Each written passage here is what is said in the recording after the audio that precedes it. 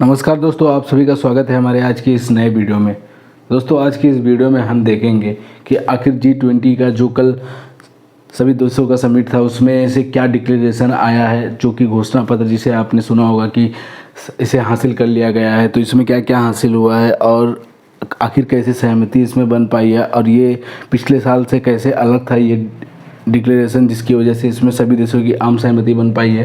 तो चलिए दोस्तों देखते हैं, क्योंकि दोस्तों देखा जाए जो पिछले साल घोषणा पत्र आया था, इससे पहले जो 2022 में जब G20 के समिट हुआ था, तो उसमें सभी देशों की आम सहमति नहीं बन पाई थी, क्योंकि उस वक्त एक यूक्रेन युद्ध के कारण सभी देश एक सहमत नहीं हो पाए थे। खास करके भारत ने भी इसमें सहमति नहीं जता पाई थी, क्योंकि उस समय डिक्लेरेशन में यूक्रेन की निंदा करने के लिए कहा गया था और यूक्रेन युद्ध को लेकर रसिया की निंदा करने के लिए कहा गया था। तो उस समय देश हमारे भारत, क्योंकि रसिया के साथ बहुत ही ज़्यादा एक मित्रतापूर्ण व्यवहार है, तो ऐसे में ये करना उस समय वैश्विक पटल पे ये उचित नहीं था। तो इसके लिए भारत ने एक दूसरा रास्ता अपनाया था।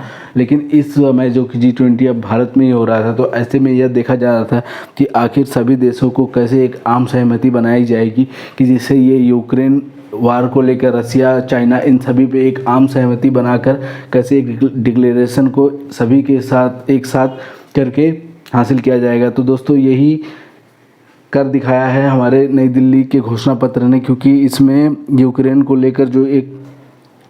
वार को लेकर जो एक महत्वपूर्ण बात कही गई है कि अगर कोई देश किसी भी देश पे अपना ज़बरदस्ती का हस्तक्षेप करने की कोशिश नहीं करेगा, उसकी सीमा पर उसके हस्तक्षेप करने की कोशिश नहीं करेगा, अगर कोई देश अपनी शक्ति के प्रभाव को दिखाने की कोशिश नहीं करेगा, इन सब चीज़ों को लेकर एक डिक्लेरेशन को हासिल किया गया है। क्योंकि ये मुद्दा ही चेंज कर दिया गया है, जिसकी वजह से रसिया यूक्रेन के जो वार चल रहे हैं उसको लेकर चाइना ने भी इस पे सहमति जता दी है और रसिया ने भी इस पे सहमति जताई है। इसके अलावा और भी सभी देशों ने इस पे सहमति जता दी है।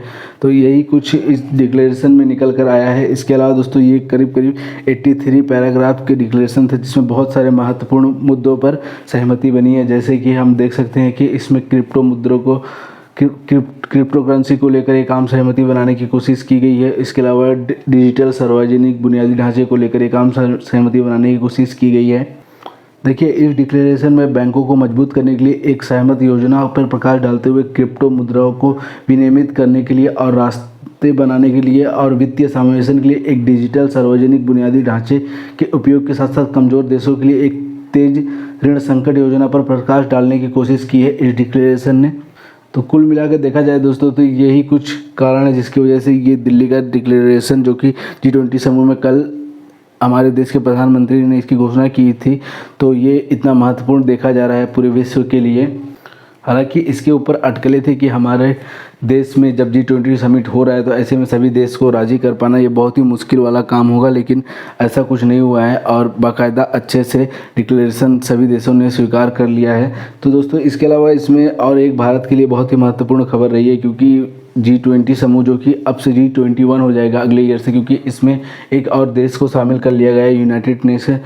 जैसे यूके है इसमें, उसी तरह से अब दक्षिण अफ्रीका के जो अफ्रीकी संगठन है उसको भी इसमें शामिल कर लिया गया है। तो जो कि ये इंडिया की ही एक पहल है, क्योंकि पिछले साल मोदी ने जो हमारे देश के प्रधानमंत्री नरेंद्र मोदी ने जब G20 का समिट हुआ था, तो उसमें अफ्रीका से वादा भी किया था कि उन्हें G20 की सदस्यता दिलाई जाएगी। तो ऐसे में ये भी बहुत महत्वपूर्ण खबर है कि आने वाले समय में जो कि अफ्रीकी संघ भी अब से G20 का हिस्सा होगा। तो इससे ये देखा जा रहा है कि आने वाले समय में इंडिया की इस पे अपनी एक जो कि दबदबा है वो कायम हो सकेगा, क्योंकि अब से अफ्रीका संघ भी एक भारत के सपोर्ट में आने की संभावना रहेगी। तो दोस्तों ये थे वीडियो के कुछ पहलू। आपको ये वीडियो कैसा लगा हमें कमेंट में बताइएगा। मिलते हैं एक नए टॉपिक के साथ अगले वीडियो में, तब तक के लिए दोस्तों धन्यवाद।